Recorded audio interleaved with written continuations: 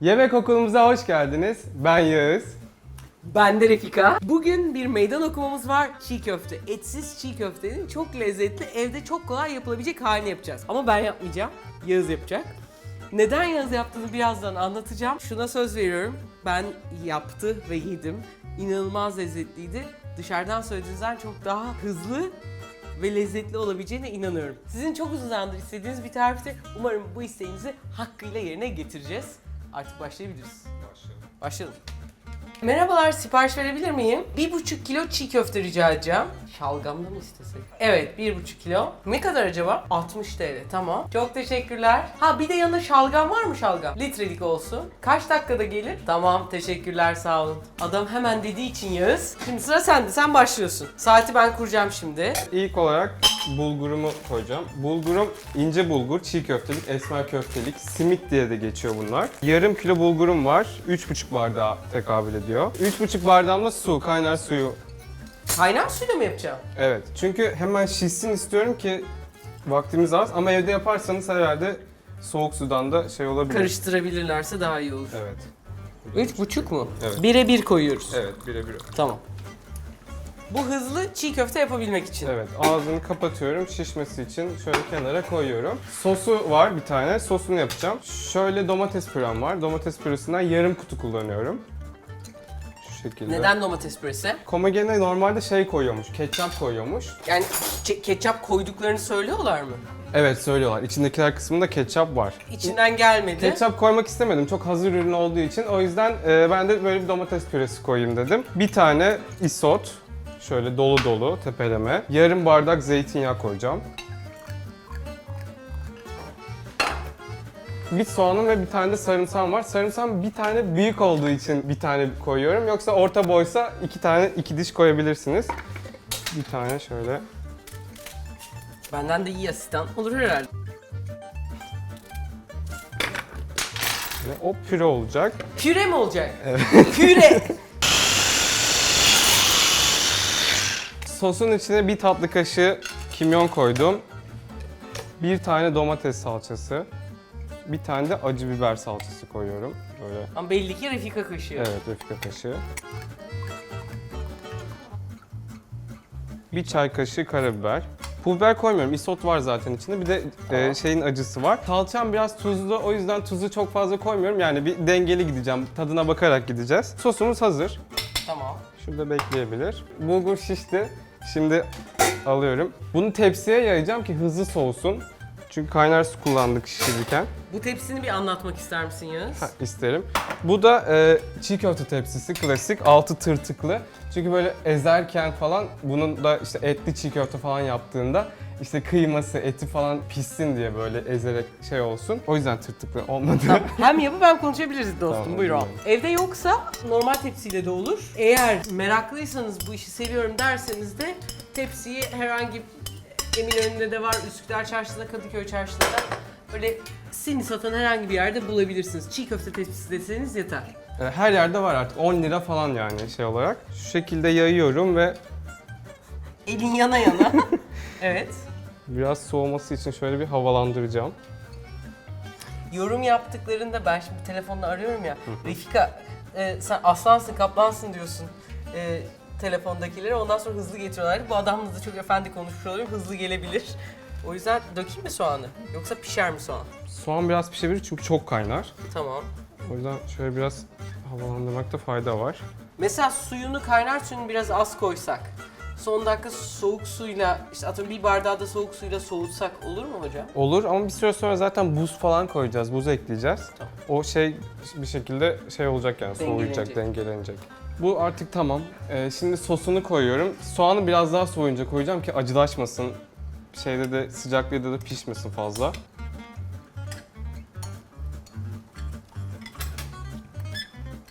Hatta biraz bulgurdan içine koyup şöyle içini sıyırabilirsin çünkü bir sürü güzel lezzet var hocam.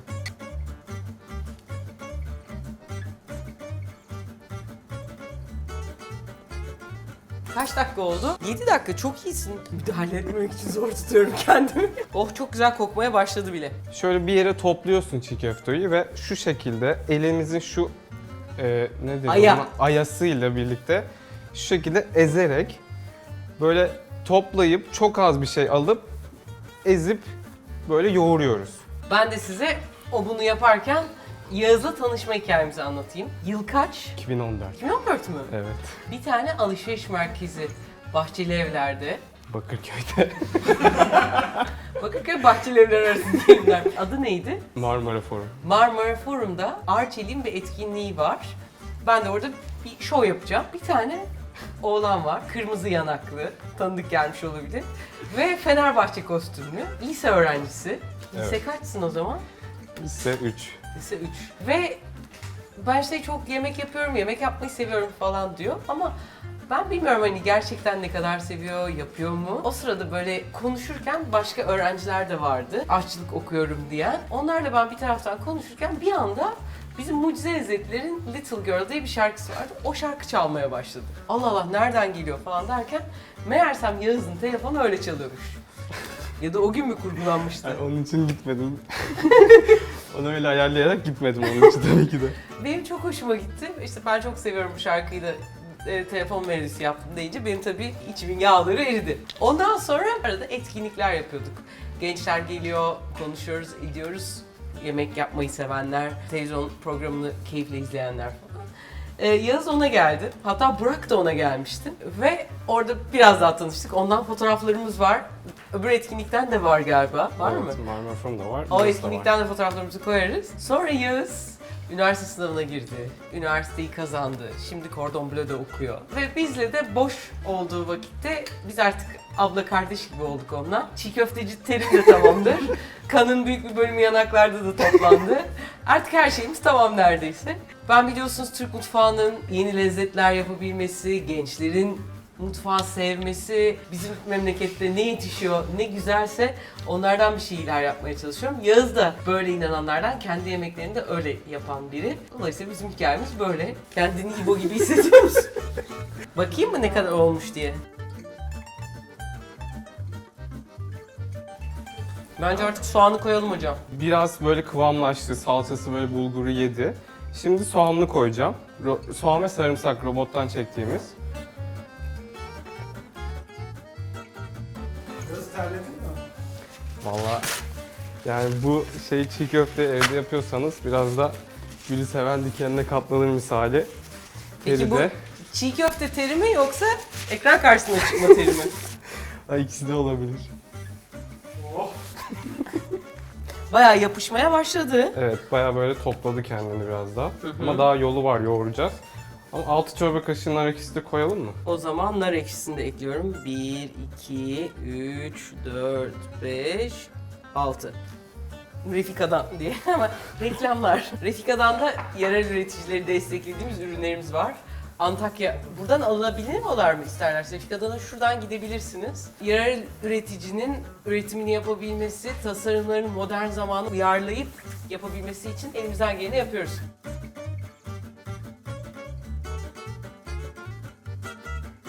Ben bir tadına bakmaya başlayayım mı? Tabii.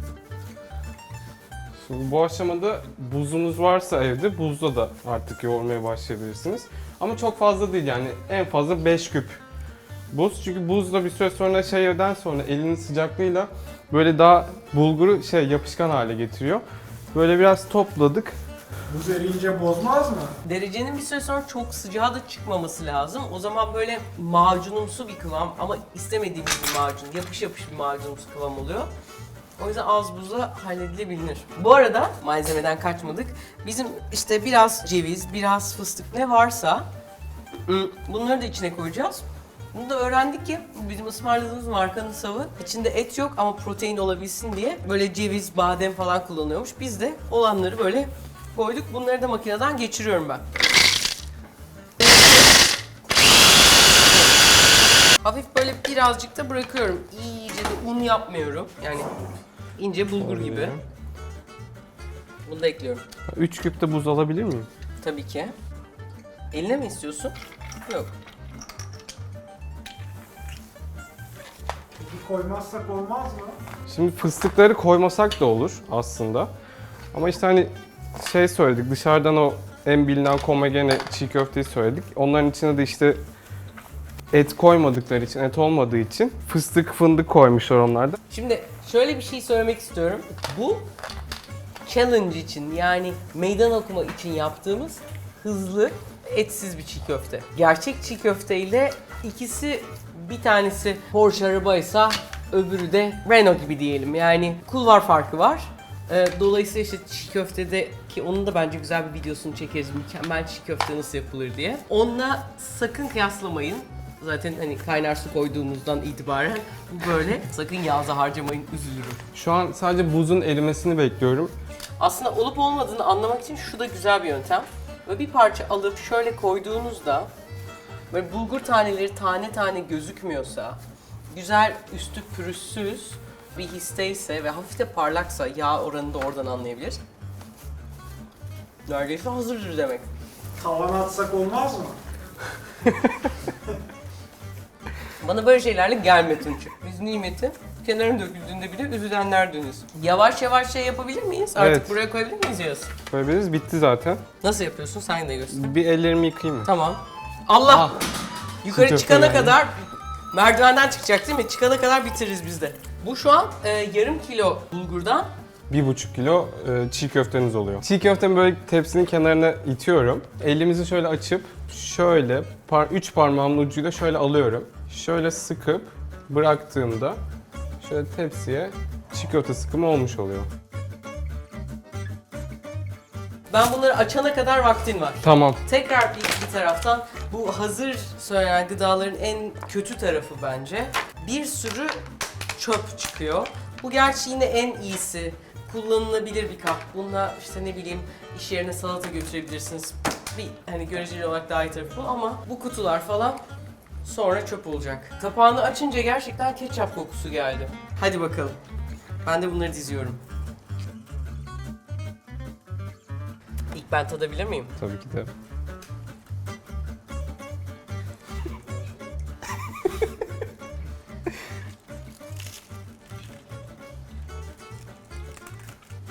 Bu benim Yağız'ımın çiğ köftesi.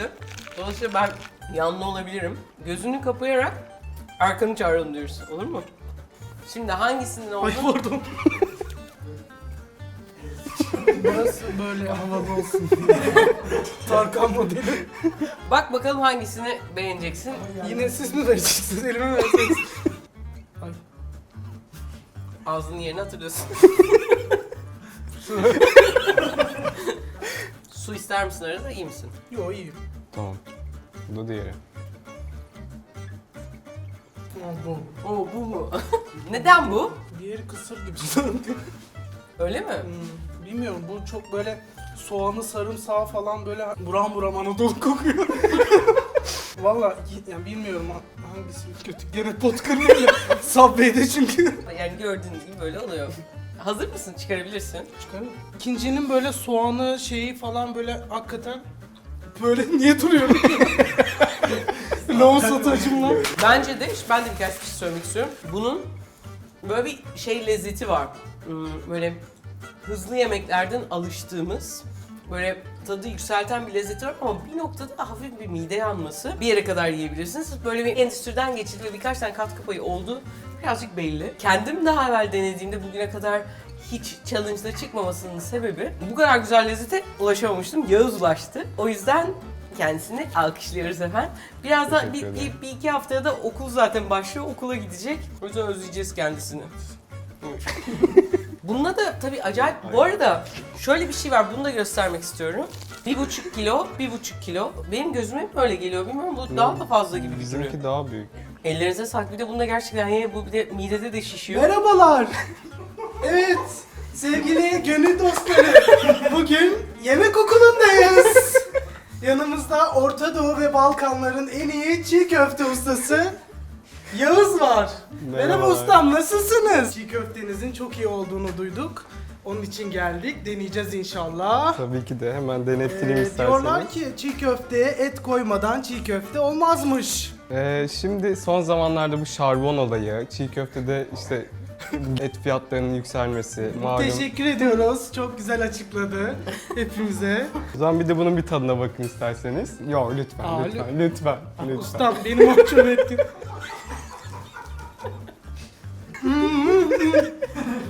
İnanılmaz sevgili gönül dostları. Ha Burak ustamız da burada. Refika ustamız da burada. Sürpriz yaptılar, bizi şaşırttılar. Erkan aslında bizim bütün sosyal medyamız onun ellerinde. Ama gördüğünüz gibi Şebeklikler de arada yapıyorum. Hepinizi bekliyoruz yemek okuluna. Videoyu beğendiyseniz, çiğ köfteyi beğendiyseniz, Yağız ustamızı beğendiyseniz kanalımıza abone olmayı, videomuzu beğenmeyi, yorum şey yapmayı unutmayın. görüşürüz. Kendinize iyi bakın.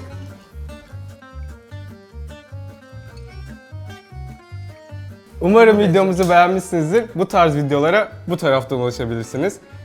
Kanala buradan da abone olursanız bizden keyfisi yok.